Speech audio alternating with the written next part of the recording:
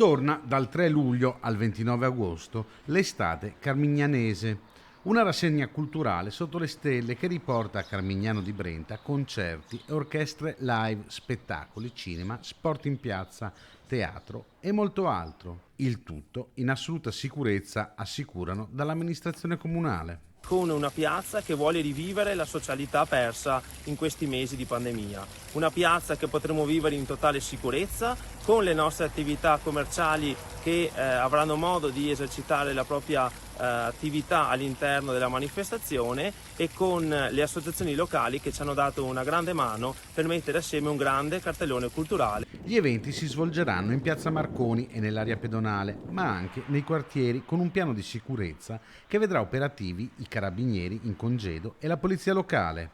Come già annunciato, ci saranno anche 7 postazioni offerte gratuitamente e che ospiteranno 2 associazioni di volontariato del paese ed esercizi locali per la somministrazione di cibi e bevande. Appuntamento da non perdere l'apertura della rassegna con il concerto della banda orchestra Giuseppe Bovo il 3 luglio.